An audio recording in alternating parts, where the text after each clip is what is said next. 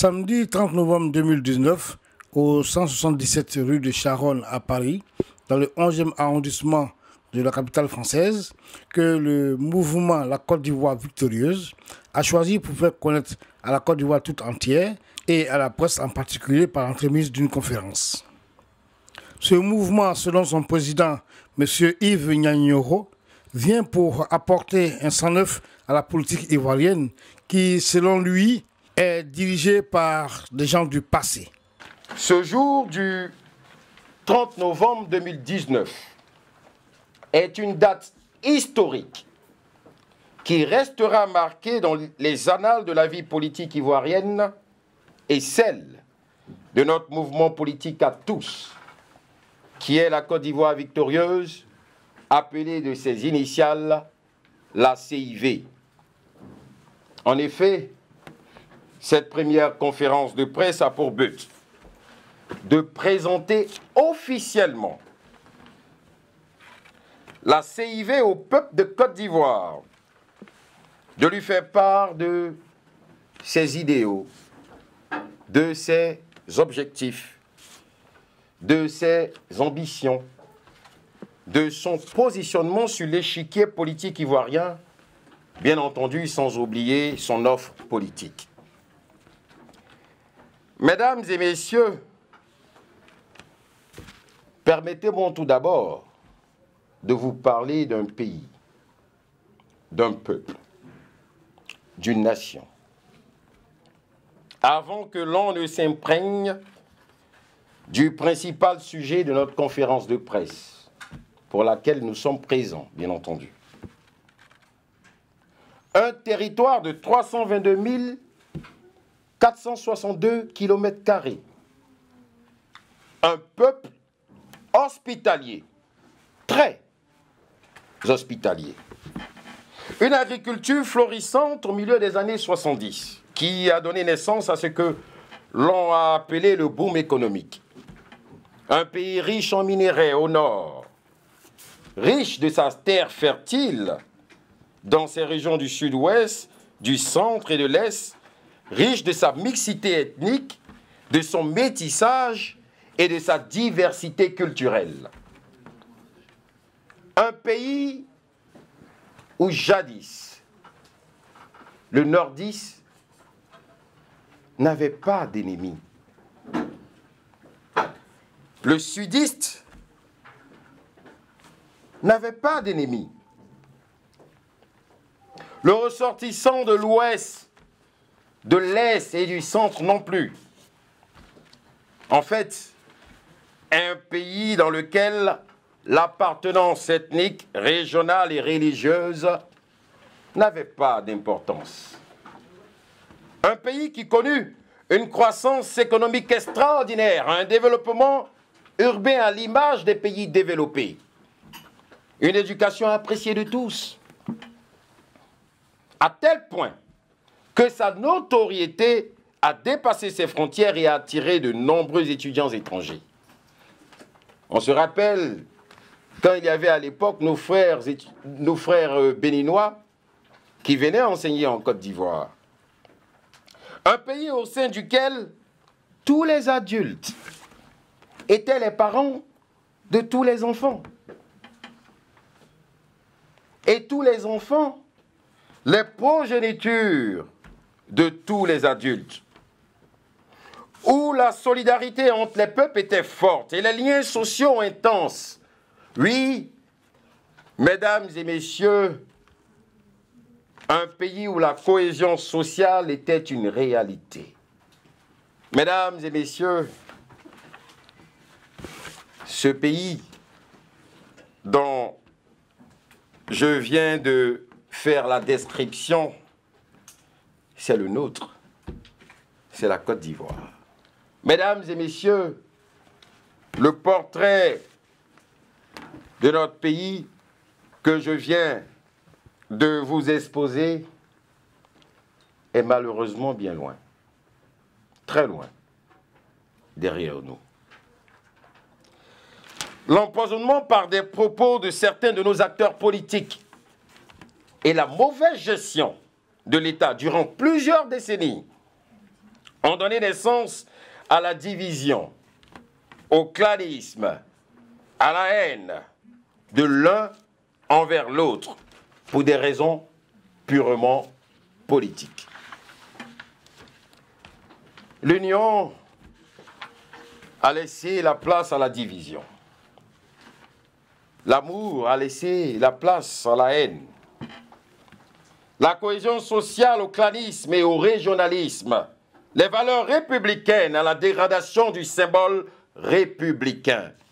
Le civisme a laissé la place à l'incivisme.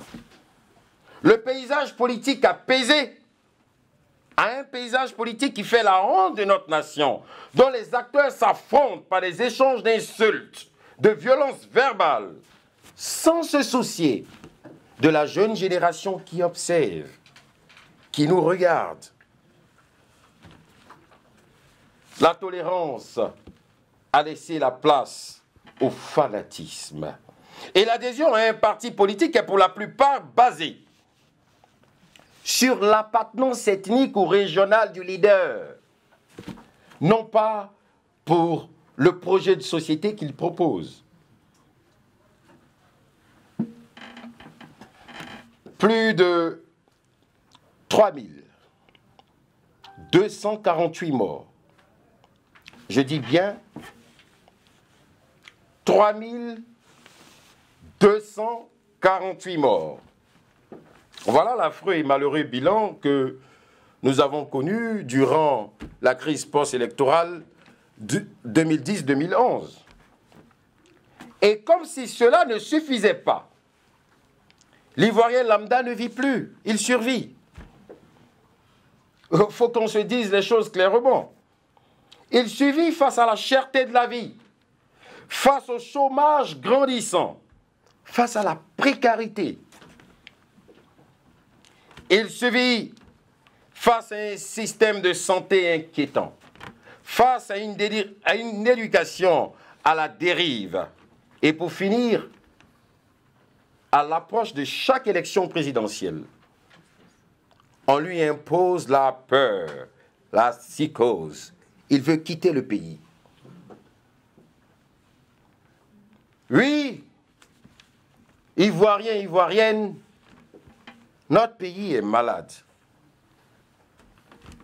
Malade de sa politique à caractère guerrier, où se forment des clans selon les régions. Malade de son économie. Malade de son agriculture qui, autrefois, était le succès de la Côte d'Ivoire, on se rappelle. Le succès de ce pays repose sur l'agriculture. Malade de la perte de ses valeurs morales et républicaines. La jeunesse ivoirienne qui représente à elle seule 70% de la population. Mais malheureusement, c'est une jeunesse manipulée aux ordres des aînés. Une jeunesse sacrifiée qui a connu le chômage grandissant et qui continue d'en souffrir. Eh bien, mesdames et messieurs, nous sommes en droit de nous poser la question de savoir qu'est-il arrivé à notre pays? Qu'est-il arrivé à la Côte d'Ivoire? Nous croyons que l'heure a sonné pour cette jeunesse de prendre ses responsabilités, de conduire le destin du pays et d'en assurer sa gestion politique. Je dis bien d'en assurer sa gestion politique, afin de faire de la Côte d'Ivoire un pays prospère et surtout de garantir l'avenir de la génération future. Pour ce faire, il fallait s'organiser. Et c'est ce que nous avons fait. Il fallait s'organiser autour d'une organisation politique bien structurée pour conquérir le pouvoir d'État dans le but de mettre en pratique notre projet de société pour le bonheur de chaque Ivoirien. C'est ainsi que de jeunes cadres issus de tous les milieux sociaux, de toutes les régions de Côte d'Ivoire, d'Abidjan à la diaspora ont créé ce que vous êtes à mesure de connaître maintenant, la Côte d'Ivoire victorieuse. La Côte d'Ivoire victorieuse, en définitive, c'est la jeunesse ivoirienne avec une mentalité nouvelle. Oui, peuple de Côte d'Ivoire, jeunesse de Côte d'Ivoire. Oui, nous pouvons faire la politique autrement. Nous pouvons faire la politique sans violence verbale. À la CIV, nous sommes contre ça. Nous pouvons faire la politique sans violence physique, sans des propos pour attiser à la haine, sans succomber à l'achat des consciences, surtout ça. Mais nous n'avons pas besoin d'avoir peur. Car laissez-moi vous dire que la peur, c'est le pire ennemi de l'homme. Si tu as peur, ça ne sert à rien d'être né. Et retenez que ne pas prendre ses responsabilités, c'est aussi briser l'avenir de nos enfants. C'est pour cela que je vous invite à rejoindre massivement la Côte d'Ivoire victorieuse, car ce mouvement sera le fer de lance. Il ne le sera pas.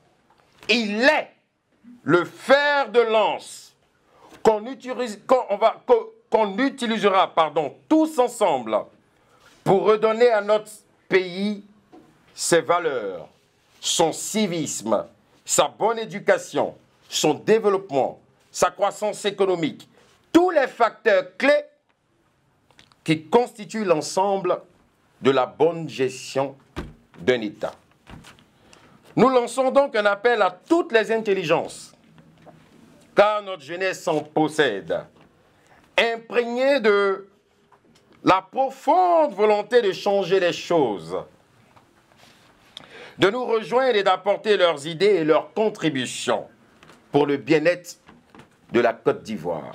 Après son discours liminaire, le président de Côte d'Ivoire victorieuse, M. Yves Nianiero, s'est prêté aux questions de journalistes présents. Et sans faux fuyant, il a répondu à leurs questions. Reportage Tidiane Oula pour Event News TV France. M. Tidiane Oula a posé la question de savoir qui est Yves Nianiero. Ben c'est simple. Yves Nianiero est un citoyen ivoirien. Yves Nianiero a fait ses études primaires et secondaires en Côte d'Ivoire. Il vient du sud-ouest de la Côte d'Ivoire. Il est gaudier sur le plan ethnique de son père et il est baoulé du côté de sa mère, de la grande famille Aka, dans la ville de Thiébissou. Il a fait ses études supérieures en Angleterre. Il est diplômé d'un bachelor en programmation d'informatique et d'un MCSE, Microsoft Computer Science Engineering, ou pour certains Microsoft Certified Science Engineering. Il est bilingue, il est ingénieur en informatique de formation, mais spécialisé en administration de réseau. Et puis c'est aussi un homme d'affaires. Il est directeur d'une société privée qui est spécialisée dans l'immobilier. Une société qui est localisée à Dublin, en Irlande, mais qui a un de ses sièges ici à Paris. Alors, voilà qui est Yves Nianiero. Il est aussi président de la Côte d'Ivoire victorieuse, un mouvement politique qui a été créé avec l'ensemble de plusieurs Ivoiriens. Et puis, bon, il a été élu au suffrage, un suffrage de 80%, le 21 septembre 2019. Voilà qui est Yves Nianiero. Monsieur Tidiane Oula, j'espère que vous en sortez satisfait de cette réponse. Alors, je m'adresse à monsieur de la radio de la diaspora qui a parlé tout à l'heure de la jeunesse, n'est-ce pas? Puisque nous avons beaucoup parlé de la jeunesse en ce qui concernait la Côte d'Ivoire victorieuse. Exactement. Monsieur Lobé, la Côte d'Ivoire victorieuse n'appartient pas seulement à la jeunesse. Elle appartient à tous les Ivoiriens. À tous les Ivoiriens de tous bords. Mais vous conviendrez avec moi que la jeunesse représente 70% de la population. Elle est donc majoritaire. C'est pour cela que nous avons mis un accent sur la jeunesse. Et puis, tous ceux qui sont victimes de tout ce qui nous arrive en Côte d'Ivoire, la majorité des personnes qui font face à la cherté de la vie, qui font face au chômage, aux problèmes de santé, mais c'est bien les jeunes. Alors, nous avons mis un accent sur les jeunes parce que non seulement elle est importante, elle représente non seulement l'avenir de la Côte d'Ivoire, et puis il y a une autre génération qui va suivre, qui sont nos enfants, qui représenteront les Ivoiriens de demain. Donc la Côte d'Ivoire victorieuse, en définitive, appartient à tous les Ivoiriens, plus particulièrement à sa jeunesse. Je profite de votre question pour dire aussi que la jeunesse doit se servir de ce mouvement politique comme le fer de lance pour pouvoir s'émanciper sur le plan politique, pour pouvoir s'engager afin de permettre à la Côte d'Ivoire victorieuse d'accéder au pouvoir et puis de mettre en pratique son projet de société, ce qui va éradiquer tous les problèmes de cette jeunesse. Puisque le plus important, c'est quoi selon vous? C'est quoi le plus important entre nous? C'est l'amélioration de la vie du quotidien. Quand on n'arrive pas à manger, quand on n'arrive pas à se soigner. Alors la Côte d'Ivoire victorieuse, Monsieur Lobé, elle appartient au grand-père de 150 ans, s'il n'est pas encore mort. Elle appartient aussi à celui de 85 ans. Mais elle appartient plus particulièrement à toute sa jeunesse. Monsieur Armand Iré, pardon, vous avez posé la question de savoir que nous n'avons pas développé un projet de société. Mais évidemment, vous ne pouvez pas aller au champ sans la daba. Ou vous avez vu un planteur qui va au champ sans sa daba, entre nous. Ça n'existe pas. Non mais soyons plus sérieux. Soyons plus sérieux. On ne peut pas mettre en place un mouvement ou un parti politique sans projet de société. Ça, c'est clair et net. Et effectivement, nous avons un projet de société et nous comptons le déballer au moment venu. C'est très important d'appuyer là-dessus. C'est vrai, les gens ont l'habitude de dire pardon, mais il n'y a pas de proposition. Ils viennent, ils créent un mouvement, toujours c'est pareil, il n'y a pas de proposition. Mais non, nous avons des experts autour de nous, une intelligence à prendre en compte et nous travaillons continuellement afin d'améliorer les projets de société pour faire des propositions. Et soyez serein, monsieur Iré, au moment venu, vous serez mis au parfum sur tous les éléments qui constituent la gestion politique d'un État. Sur le plan de l'éducation, sur le plan de la santé, sur le plan de l'agriculture, sur le plan de l'économie. Soyez sereins et imperturbables. Nous allons vous faire part de nos projets de société dans les mois à venir. Alors, est-ce que je serai candidat aux élections présidentielles? Vous savez, c'est ce qui nous a poussé à aller créer la Côte d'Ivoire victorieuse. Nous, chez nous, là, nous voulons appliquer la vraie démocratie au sens propre. On ne veut pas faire comme nos aînés. La Côte d'Ivoire victorieuse, c'est un mouvement politique. Vous avez posé la question de savoir si c'était un mouvement politique de trop. Mais non, nous sommes un mouvement politique indépendant. Parce que la plupart du temps, souvent, les gens se trompent. Surtout en Côte d'Ivoire, chez nous. On a les grands partis politiques que moi j'appelle personnellement des partis politiques traditionnels. Parce que pour moi, je considère que leur temps c'est fini. Nous sommes à une nouvelle époque. Les choses doivent changer. Nous sommes à une transition générationnelle qui s'impose au paysage politique ivoirien. Il ne faut pas qu'on se cache les choses. C'est la réalité. Personne ne peut lutter contre la nature. Lutter contre la nature, c'est vouloir lutter contre Dieu. Et c'est impossible de lutter contre Dieu. Ça se fait de manière naturelle. On a eu des grands partis, des fondateurs. Ensuite, ça a suivi des personnes qui devaient changer les choses, des refondateurs. Ensuite, ça a suivi, bon, des personnes qui sont venues. Et après, il y a une autre génération qui suit. La plupart des mouvements politiques qui se créent en Côte d'Ivoire, soit ce sont des mouvements politiques affiliés, des mouvements politiques de soutien à des partis politiques traditionnels, soit ce sont des mouvements de soutien à une personnalité politique. Maintenant, la Côte d'Ivoire victorieuse, elle est totalement indépendante. Et ça ne serait pas, comme vous venez de le dire, un mouvement politique de trop. Qu'est-ce que vous appelez de trop? Mais moi, je vais vous dire, de trop, c'est la cherté de la vie. De trop, c'est quand on tombe malade. Et quand on arrive à l'hôpital, on nous exige de payer de l'argent pendant que le patient est en train de mourir. De trop, c'est quand on est étouffé. On n'arrive pas à s'en sortir.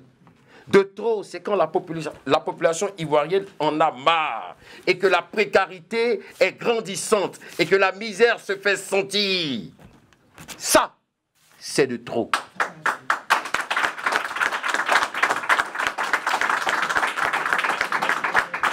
Mais quand on... Laissez-moi finir, je vous prie. Mais quand on crée un mouvement politique, la Côte d'Ivoire victorieuse a été créée par des jeunes qui ont juste eu une prise de conscience collective. À Abidjan, à Soubré, à Gagnoua, à Korogo, à Fekessédougou. Ils ont dit non, mais ça suffit, c'est pas bien. Qu'est-ce qu'on fait? J'ai 35 ans, moi j'ai 40 ans, moi j'ai 42 ans, moi j'ai 28 ans, moi j'ai 52 ans. Mais qu'est-ce qu'on fait, les frères? On a dit ça suffit. Bon, appelons nos frères de Paris. Appelons ceux aussi de Londres, des États-Unis, du Burkina, tous ceux de la diaspora. Mais on fait quoi? Mais il faut prendre nos responsabilités. Et c'est ce que nous avons fait. Voilà pourquoi nous avons créé la Côte d'Ivoire victorieuse. Et ne vous méprenez pas. Ce mouvement politique, nous allons aller loin avec ce mouvement politique. Et notre objectif, c'est de conquérir le pouvoir d'État et de l'exercer. À la question de savoir si je serai candidat, voyez-vous, au sein de la Côte d'Ivoire victorieuse, nous avons un statut que nous respectons. Être président du mouvement politique ne signifie pas que le président est de facto le candidat du mouvement. Ah ben là, soyons clairs là-dessus. La démocratie doit être appliquée. Je suis président, je fais mon rôle. Mon travail, c'est de structurer le mouvement, c'est de le rendre plus grand, c'est de gérer ses instances. Et puis, c'est de prendre le plus possible, le plus grand des militants, le plus grand nombre de militants. Ça, c'est mon devoir. Ça s'arrête là. Mais maintenant, au mois d'avril, entre le mois d'avril et le mois de mai de 2020, nous aurons une convention où chaque membre de la Côte d'Ivoire victorieuse qui se sent capable pourra se présenter à la candidature. Et puis, nous allons élire de la manière la plus démocratique le candidat qui représentera la CIV officiellement aux élections présidentielles de 2020. Donc, en ce qui me... Aujourd'hui, vous êtes candidat à la candidature. Je dis que je suis les statuts de la Côte d'Ivoire victorieuse. Et puis, en ce qui concerne ma candidature personnelle, vous êtes monsieur déjà? Jean-Paul Oro. Monsieur Jean-Paul Oro. En ce qui concerne ma candidature personnelle, j'aviserai là-dessus. Vous savez, le président Félix Houphouët-Boigny nous avait dit à l'époque que la politique, c'est l'appréciation des événements du moment. Aujourd'hui, je peux vous dire que je serai candidat. Je touche du bois et si demain je ne vis plus. Aujourd'hui, je peux vous dire que je serai candidat. Et s'il y a des choses qui m'empêchent d'être candidat, Comme je peux vous dire que je ne suis pas candidat et que j'ai l'intention de l'être. Non, laissons le temps faire les choses.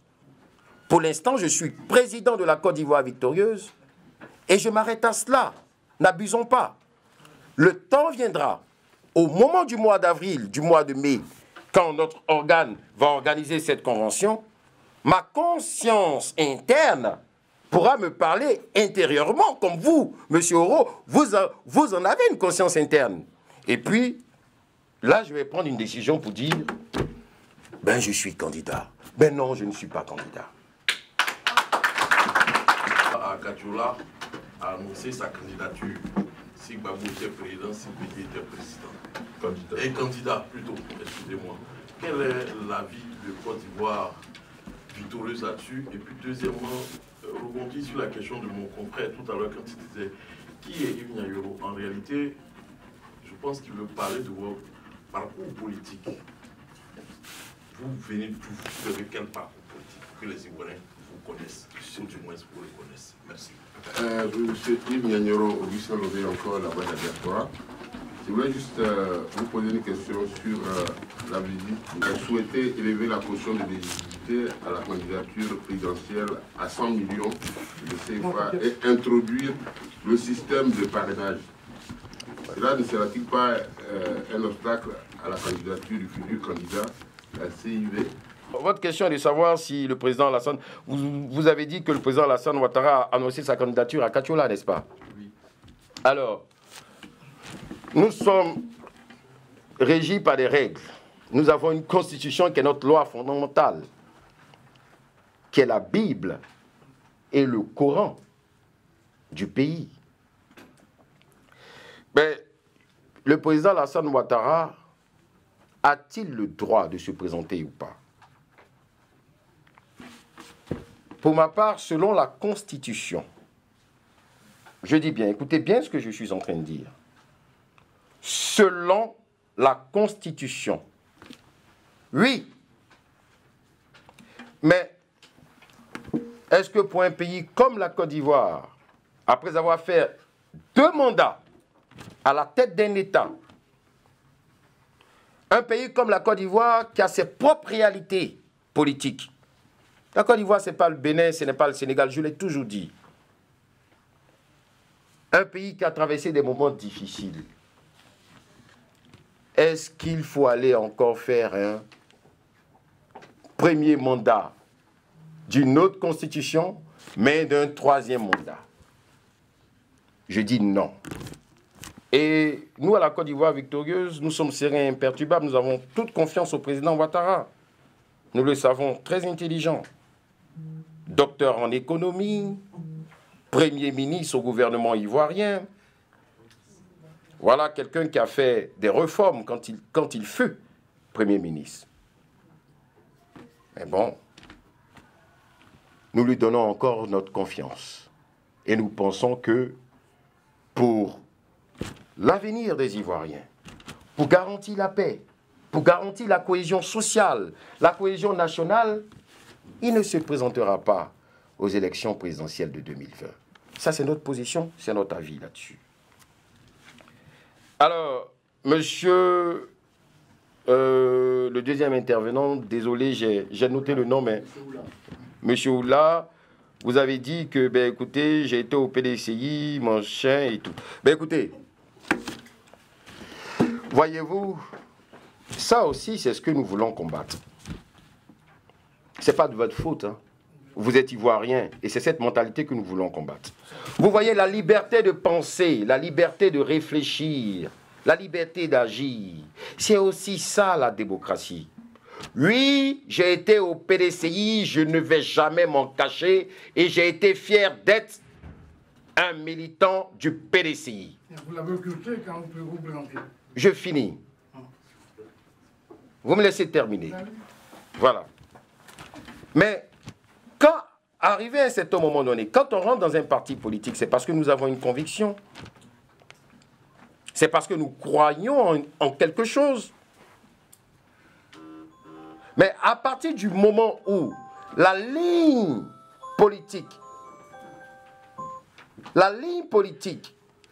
que nous avons suivie dès le départ n'est pas compatible à ce que nous croyions avant, il faut savoir prendre ses responsabilités. Le divorce a été créé pourquoi? Vous ne vous attendez pas avec votre femme, donc vous êtes condamné à rester ensemble. Quand vous quittez votre femme, on dira de vous que vous êtes une traite. Je suis désolé. Et quand je vois des gens du PDCI, qui étaient PDCI avant, qui ont quitté le PDCI, qui sont partis au RHDP, et qui se font insulter par leurs frères du PDCI, c'est dommage. Ce n'est pas ça la démocratie. On est libre d'aller où on veut. Aujourd'hui, il y a des gens qui sont à la CIV. Ceux qui sont à la CIV, ce sont des Ivoiriens. Je ne peux pas les contrôler. Je ne peux pas les monopoliser. Ils sont libres, ils sont êtres humains, l'humanité. Ils ont le droit d'aller. Non, écoutez, ils ont le droit d'aller. Ils ont le droit d'aller. Mais je finis. Vous me laissez finir. Quand vous posez une question, soyez patient. C'est aussi ça le métier de journaliste, la patience. Donc soyez calme. Un sang-froid, ça va vous faire du bien. Ah, je suis très calme. Bien. Alors, oui, non, moi je panique, je développe au contraire.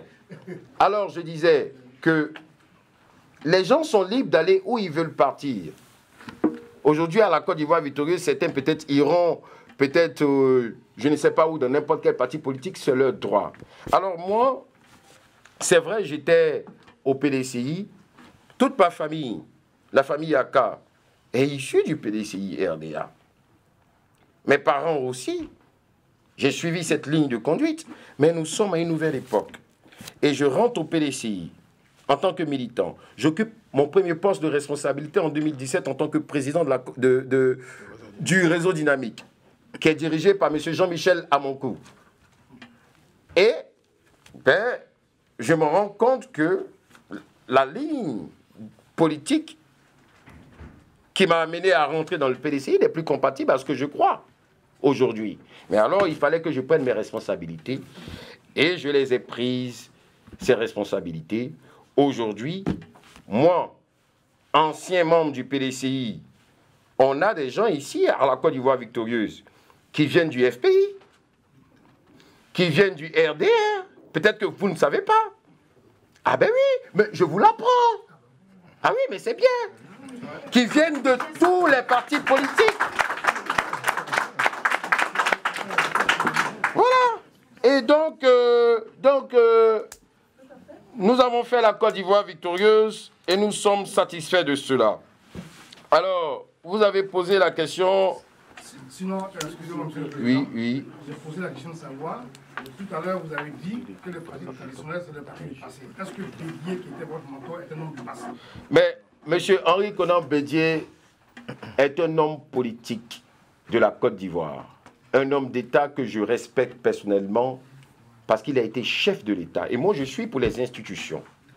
Jamais je ne manquerai de respect au président Henri Konan Bédié. Il faut que ça soit clair là-dessus.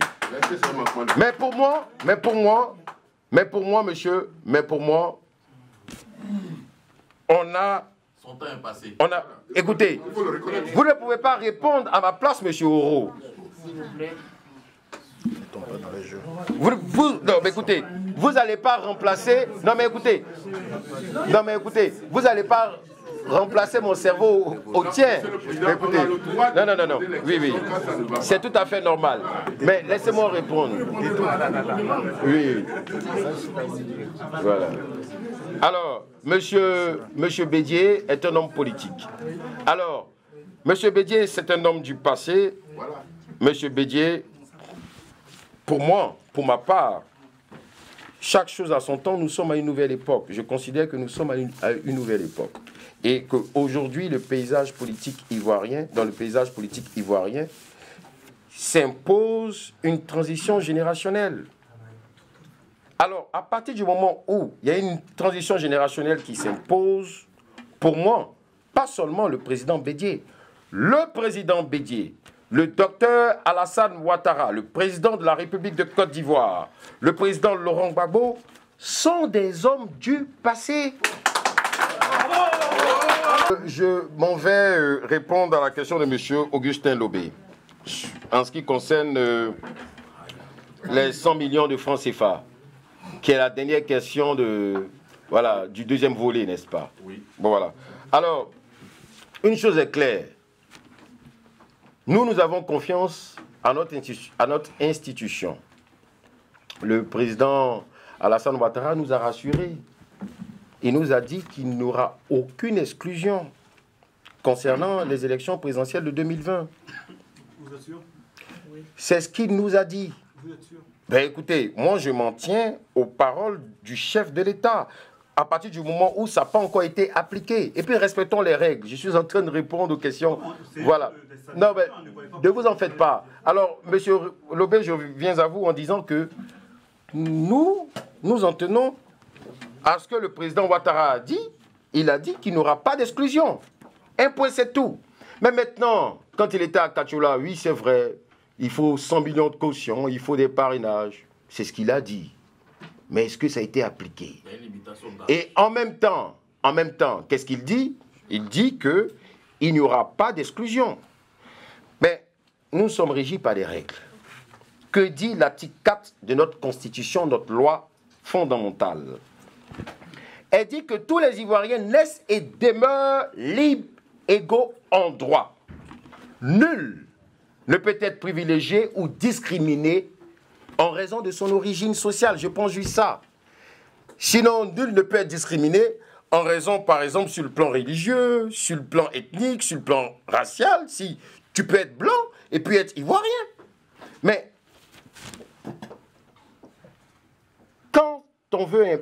si on veut appliquer 100 millions de francs CFA de caution, ça veut dire que pour être président de la République en Côte d'Ivoire, il faudrait être riche.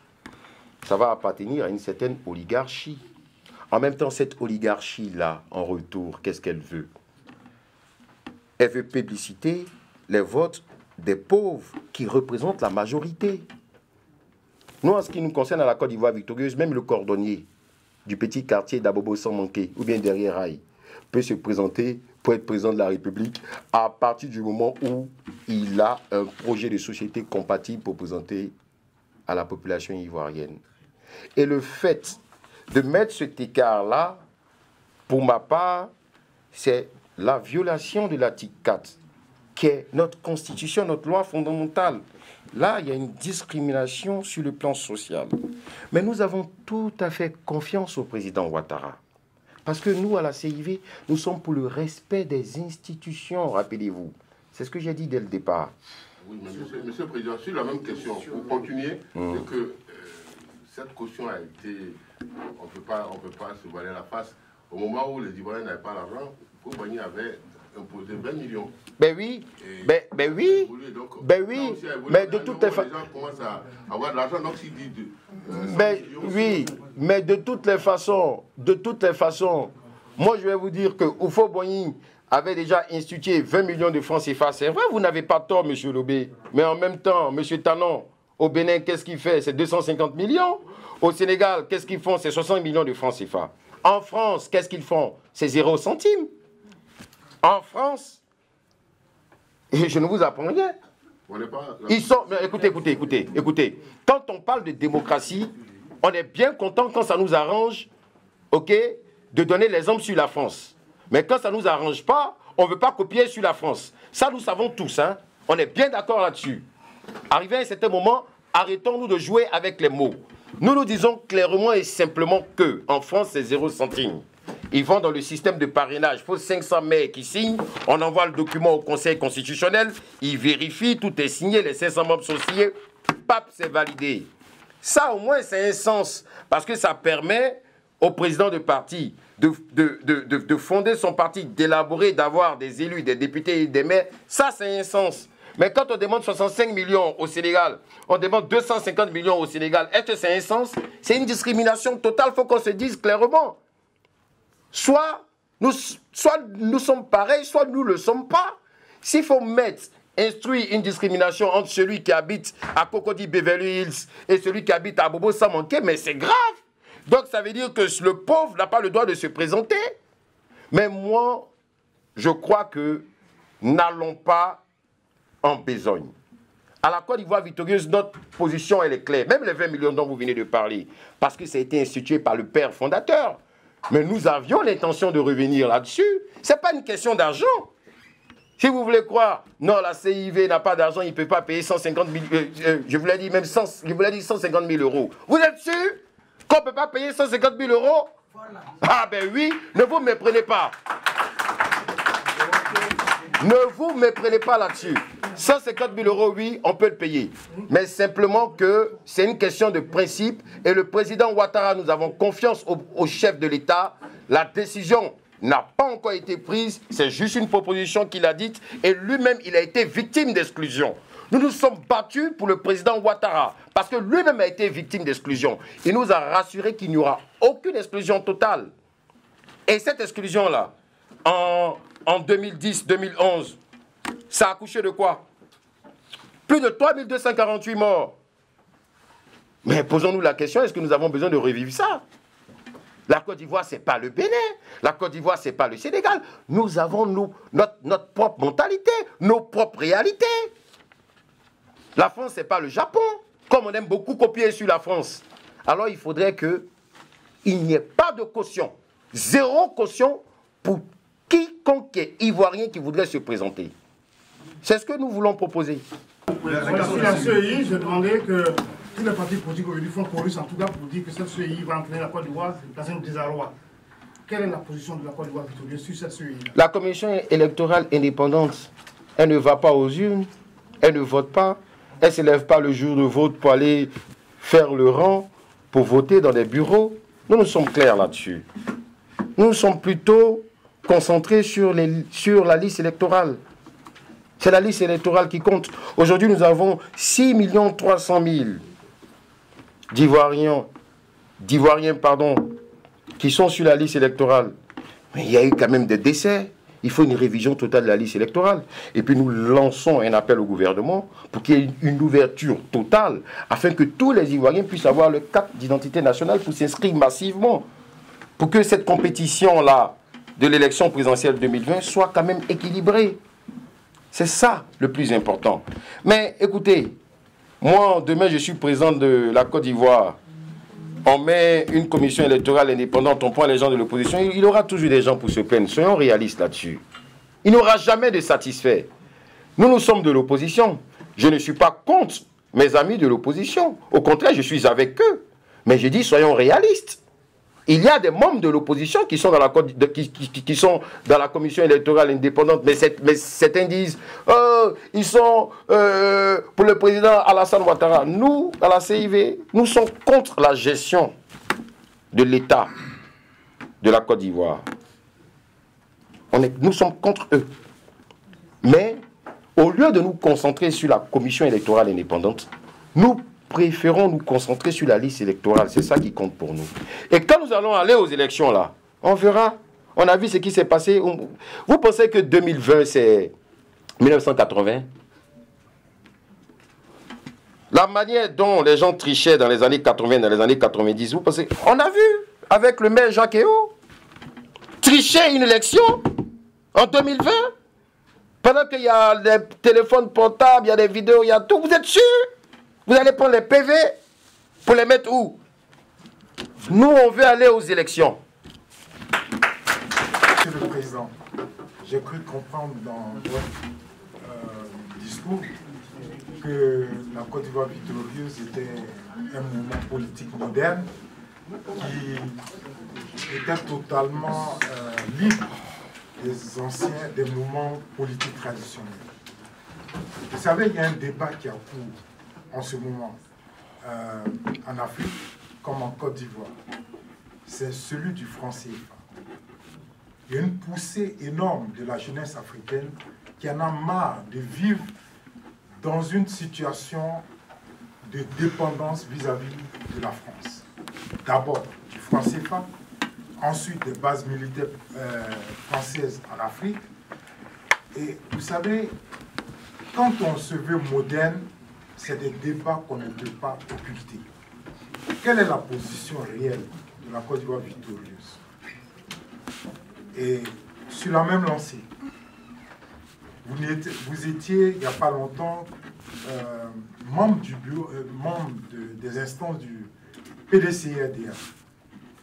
Moi, personnellement, j'ai toujours trouvé que le PDC était un parti, disons, agraire, en guillemets, Du passé. du passé, caduc. Parce que quand on se veut jeune, moderne, il ne faut pas suivre les gens par rapport à des intérêts pécuniaires. Il faut regarder aussi l'intérêt du peuple ivoirien. Ce qui s'est passé en 2010, pour quiconque n'est même pas un homme politique, il doit être choqué par le fait qu'une puissance étrangère vienne installer un nouveau président dans ce pays. C'est vrai, vous avez soutenu le PDCI qui a cautionné la venue de Ouattara au pouvoir et qui l'a cautionné jusqu'à ces derniers moments pour des problèmes, je ne dirais pas idéologiques, mais d'intérêt pécuniaire. Aujourd'hui, la Côte d'Ivoire victorieuse veut faire tabula rasa de tout ça. Est-ce que vous pouvez nous assurer, nous confirmer que vous êtes dans une réelle dynamique de modernité par rapport à tout ce qu'on a vu jusqu'à présent? Président, tout à l'heure, vous avez annoncé concernant les victimes de la crise ivoirienne le chiffre de 48 morts, oui. D'où tenez-vous ce chiffre? Monsieur le Président, ça va? Vous êtes calme. C'est bien, vous avez des punchlines qui nous permettront de faire de... On n'aura pas de problème pour chercher les lignes, je vais dire les titres de nos papiers. Vraiment, vous avez dit des phrases fortes. Qui sont du passé, vous êtes dans une nouvelle vision, vous appliquez les règles. J'étais un peu gêné quand vous avez dit Ouattara peut être candidat, mais vous ne le souhaitez pas. Et si la loi le lui permet, pourquoi vous ne souhaitez pas que quelqu'un à qui la loi, la Constitution, la Bible, la Torah ou le Coran, comme vous avez dit, voilà, ça lui permet ça. Pourquoi vous ne souhaitez pas qu'il soit candidat? Et puis ma toute dernière question, c'est pourquoi les politiciens ivoiriens comme Paris vous disent des choses fortes? Pourquoi est-ce que vous n'avez pas lancé votre mouvement à Abidjan? Parce que ça, le palais présidentiel de Abidjan, pourquoi c'est à Paris à chaque fois que les politiciens ivoiriens, surtout de l'opposition, viennent... Ils sont forts. Ils font de Paris leur place forte en fait, à chaque fois. Pourquoi le mouvement n'a pas été lancé à Abidjan? En ce qui concerne le franc CFA, M. Eden, voyez-vous, c'est un problème sérieux parce que la Côte d'Ivoire a besoin de son indépendance financière. Et aujourd'hui, il y a l'écho qui est en pourparlers, qui est en création. Nous, notre position à la Côte d'Ivoire victorieuse, c'est simple. Nous voulons une indépendance financière totale, pas seulement pour la Côte d'Ivoire, mais pour toute l'Afrique entière. Et que si nous pouvons trouver des moyens qui favorisent une indépendance financière totale à tous les Africains, en particulier les Ivoiriens, je crois que ça serait la meilleure chose. Et en ce qui concerne cette question, j'aurai l'occasion de développer un peu plus, parce que l'écho est en cours de création. Et nous verrons si l'écho a les mêmes principes que avait le franc CFA d'antan. Alors, voyez-vous, la Côte d'Ivoire a toujours eu des relations fortes avec la France. La Côte d'Ivoire et la France sont des sœurs. Ça répond directement à votre question. Le président Félix Houphouët-Boigny a commencé sa politique où? Mais voilà. Le président Ouattara, ah oui, il a été député ici. Le président Ouattara, avant qu'il ne soit, quand il a été Premier ministre, même le président Bédié, voyez-vous, ce n'est pas une question. On a même une conférence de presse que nous allons donner bientôt au mois de janvier en Côte d'Ivoire. La Côte d'Ivoire, c'est un pays libre, c'est un pays de paix. Donc, quand vous me dites que non, pourquoi c'est si en France vous avez des mots forts, qu'est-ce que vous appelez des mots forts? Attention, attention, non, non, non, non. Non, non, non, non. Attendez. Non, non, non, non, non, non. Non, non, non, non. Écoutez. Votre conférence de presse, vous avez dit des oui, paroles fortes qui sont voilà, des paroles fortes. Merci. Mais ça, je n'avais voilà. pas exposé ça. Il faut savoir faire la différence. Après, il y a eu le lieu. Il faut savoir faire la différence entre porter une critique, et puis insulter ou avoir voilà, de mauvaises paroles. Je posais une question. Alors, à votre question, je réponds que nous avons commencé, la Côte d'Ivoire victorieuse a été créée depuis la Côte d'Ivoire. Elle n'a pas été créée depuis la France. L'histoire a commencé depuis toutes les régions ivoiriennes, d'Abidjan à la diaspora, si vous avez suivi mon discours. Mais c'est à la diaspora que ça a été le mieux élaboré. Donc, bien entendu, nous allons aller en Côte d'Ivoire, nous allons aller faire une conférence de presse et nous prévoyons même faire un grand meeting à Abidjan au mois d'avril. C'est important. Il faudrait que nous puissions partager ce message. Nous n'avons rien à craindre. Notre pays, c'est un pays de paix. À vous entendre parler, c'est comme si vous dites indirectement que nous sommes une dictature. C'est ce que vous voulez dire? Faites attention à ce que vous dites. Monsieur Tidjanou, là, c'est vrai, vous avez raison de poser cette question parce que les Ivoiriens sont découragés. Et vous n'êtes pas le seul. Aujourd'hui, l'autre s'élève ici, je fais de la politique, il crie, machin, et puis après, quand ils arrivent au pouvoir, c'est pareil. Mais moi, que vous voyez en face de vous, j'ai vécu la misère que la jeunesse ivoirienne a vécue. Ceux qui sont à côté de moi ont vécu la misère que la jeunesse ivoirienne a vécue. Nous avons connu l'année blanche. Nous avons eu des diplômes et nous avons vu certains de nos amis réduits à faire des cabines téléphoniques. Pendant que l'époque de nos parents, c'était quoi? Avec notre grand-père, notre pépé Félix Houphouët-Boigny. C'était quoi? Eux, ils étaient encore sur les bancs quand on leur donnait déjà des numéros particuliers de la fonction publique. Ils n'ont pas connu le chômage. Appelez-les. Posez-leur la question s'ils ont connu le chômage. Ah ben oui, Oufou est mort. Vous le dites si bien. Alors, quand on a eu des personnes qui ont géré le pays, et qui disaient quand nous étions petits, nous allons garantir l'avenir des générations futures, qui étaient nous. Nous étions enfants, nous étions en primaire, nous étions en secondaire. Nous représentions cette génération future-là. Mais qu'est-ce qu'ils nous ont donné? Qu'est-ce qu'ils nous ont donné? Et nous-mêmes aujourd'hui, nous sommes parents d'enfants de 0 à 25 ans pour la plupart d'entre nous. Nos enfants même sont majeurs. Mais écoutez, arrivé à un certain moment, c'est bon. Arrivé à un certain moment, c'est bon. On ne change pas une équipe qui gagne, c'est vrai, mais permettez-nous de changer celles qui n'ont jamais gagné. Et venons avec de nouvelles idées. Donc ne vous en faites pas, parce que nous avons vécu ce que la majorité de la jeunesse ivoirienne vit en ce moment et continue de vivre. Et nous avons une autre mentalité. Nous sommes issus d'un métissage culturel qui ne dit pas son nom. D'un métissage culturel d'une richesse extraordinaire. Parce que nous sommes métissés culturellement. Mais nous venons avec une nouvelle mentalité, avec de nouvelles idées. Donc jamais, M. Oula, nous ne ferons comme les autres. Alors, vous me posez la question de savoir d'où je tiens les 3248 morts. Mais tous les hommes politiques en parlent. Et même si vous n'êtes pas un homme politique, il suffit de taper Internet et puis vous l'avez les chiffres. C'est tout.